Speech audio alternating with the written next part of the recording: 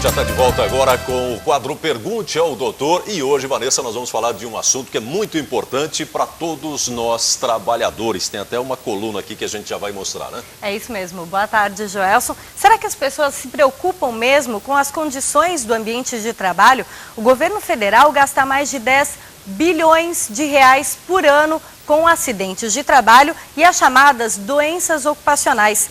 Tema do Pergunte ao Doutor a partir de agora.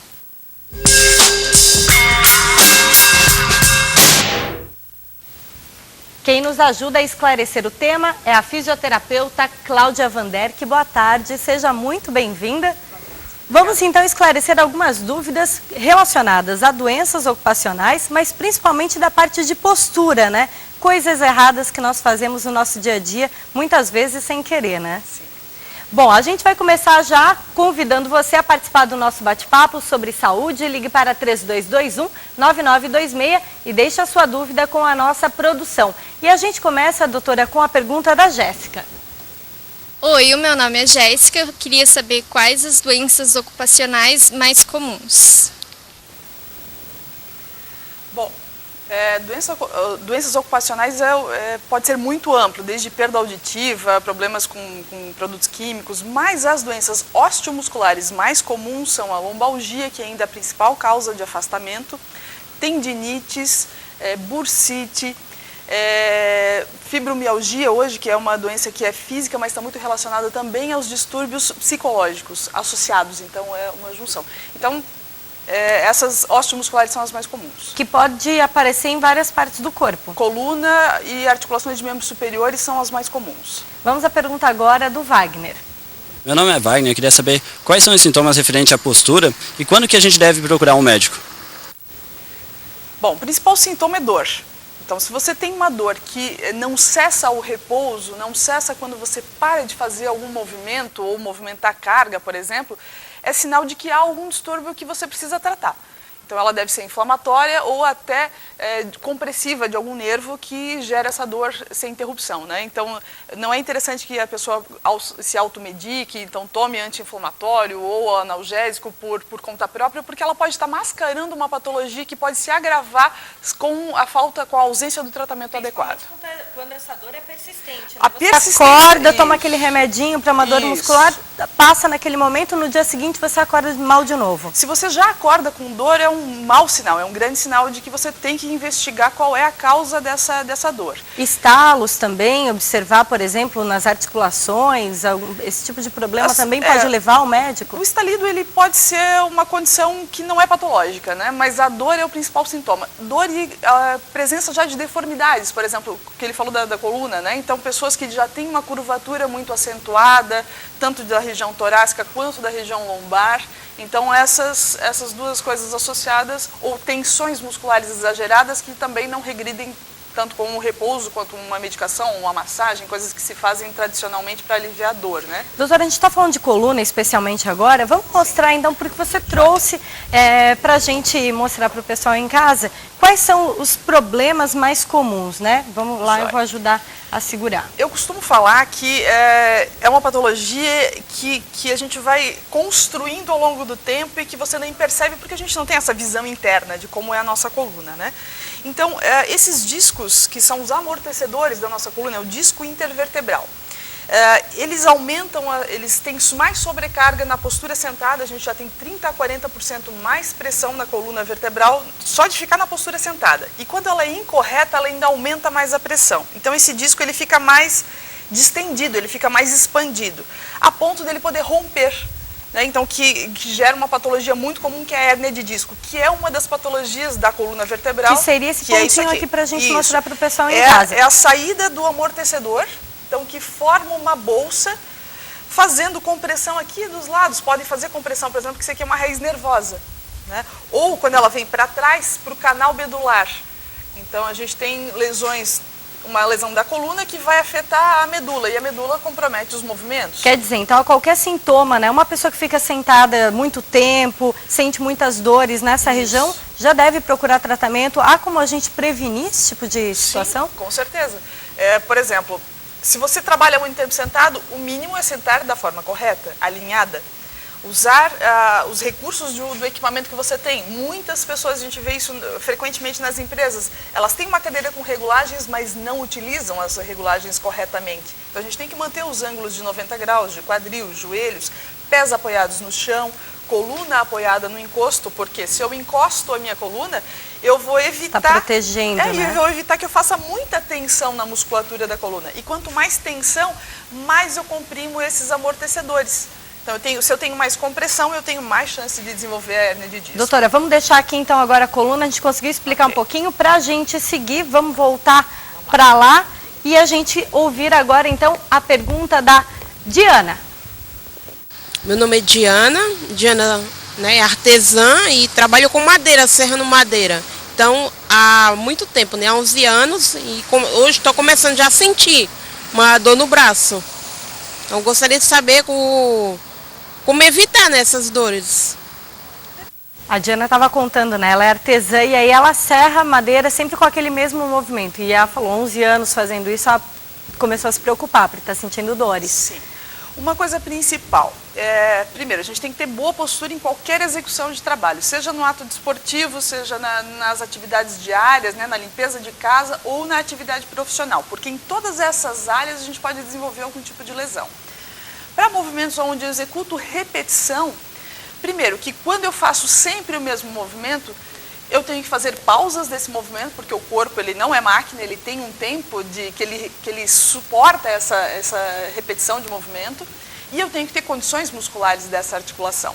Então eu tenho que ter força na musculatura dos ombros, das costas, para conseguir executar o movimento com resistência, sem lesionar esse músculo. Tanto romper, quanto inflamar, quanto simplesmente doer por fadiga. Você falou de movimento repetitivo. Na academia, quem pega muito peso e repete aquele movimento também tem que cuidar com a postura, com o movimento sim, e tudo mais? Sim, com a postura sim, mas o termo repetitivo ele é mal empregado. Tanto que o termo LER ele foi modificado para DORT, porque não é só a repetição que é causadora de problemas. Então, repetitivo é um movimento que eu faço num intervalo menor de 30 segundos seguidamente. Então, por exemplo, eu estou lá serrando, eu estou o tempo todo fazendo movimento. Não é porque eu faço isso uma vez, por exemplo, na repetição da musculação, que eu faço 3 séries de 15 movimentos, aqui é repetitivo. Eu tenho que ficar um longo período fazendo aquele movimento várias vezes em intervalos muito pequenos. Isso sim é uma repetição que vai gerar uma lesão por esforço repetitivo. Joelson, temos perguntas? Eu vi você recebendo algumas, as pessoas estão ligando, já né? temos várias perguntas aqui através do nosso telefone. A Maria Aparecida, ela está perguntando o seguinte, ela diz que está afastada do trabalho, ela tem síndrome de túnel do carpo e osteoartrose. Ela gostaria de saber se esse problema tem tratamento, tem cura com tratamento, doutora. Sim.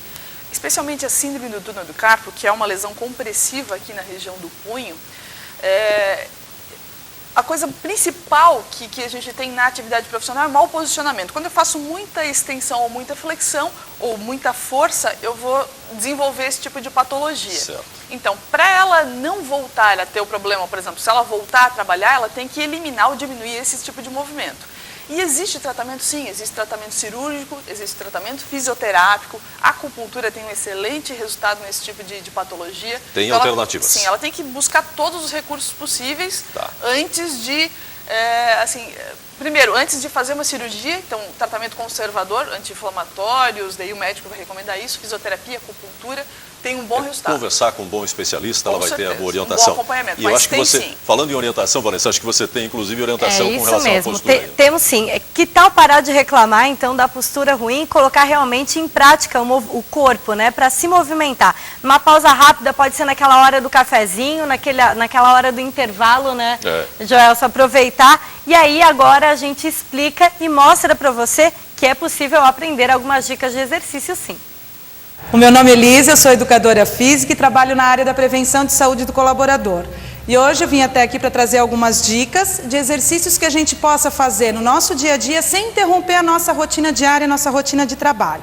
E para que vocês se sintam bem à vontade, eu estou com uma roupa que a gente usa geralmente, o sapato mais fechado, as mulheres que usam um pouquinho de salto, calça jeans, para que vocês não se sintam intimidados ou simplesmente dar desculpa, eu não posso fazer o exercício porque eu não estou com uma roupa adequada. Então, para compensar um pouquinho as posturas que a gente tem, geralmente muito viciosas no horário de trabalho, principalmente ombros e cervical. É legal que a gente corrija a nossa postura, sente com o quadril bem para trás, com as costas bem apoiadas no encosto da cadeira, relaxa um pouco os ombros e a gente possa fazer a flexão e a extensão do pescoço. Procura cuidar da respiração também, manter a coluna retinha. Em seguida a gente pode fazer mais um exercício partindo mais para os ombros, que também nós colocamos bastante à frente. Então corrija essa postura várias vezes ao dia, entrelace os dedos, projetem os ombros para trás.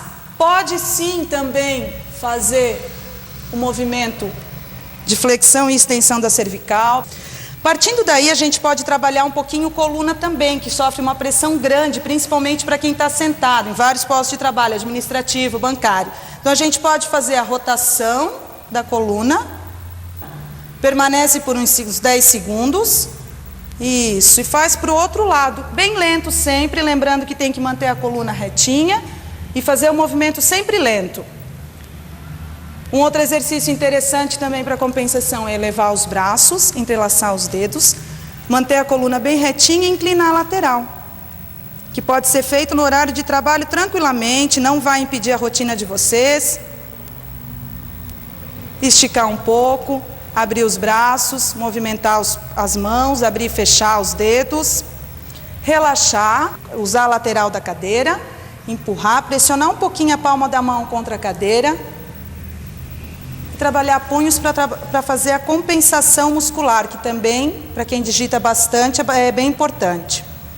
Volta, pode fazer ou os dois juntos, ou fazer um de cada vez, sempre cuidar para a coluna ficar retinha. Também não adianta fazer o trabalho dos punhos e trazer a coluna à frente. É legal fazer a flexão e extensão dos pés, ativando a circulação, evitando o inchaço das pernas no final do dia, dores frequentes, e também segurar um pouquinho e manter por uns 10 segundos para aliviar a compressão da panturrilha também, auxiliando na circulação sanguínea, no retorno venoso. Então esses são alguns exercícios que a gente pode fazer diariamente, várias vezes ao dia, para evitar esse processo de tensionamento muscular, que muitas vezes não acarreta dores fortíssimas, para que a gente tenha uma qualidade de vida melhor no trabalho também. É fácil, vale a pena experimentar, né? Cláudia Vanderck, muito obrigada pelos esclarecimentos. A gente não vai ter tempo de responder a todas as perguntas aqui, mas na internet a gente vai tentar, assim, responder as perguntas que ficaram pendentes. O próximo Pergunte ao Doutor aproveita um tema polêmico, o autismo. Tema que será abordado a partir desta semana na nova novela das 9 da Rede Globo, Amor à Vida. Então, semana que vem, a gente fala mais sobre este transtorno. Até lá, Joelson. Tá certo. Muito obrigado, então, Vanessa. Obrigado a Cláudia também. E depois do intervalo.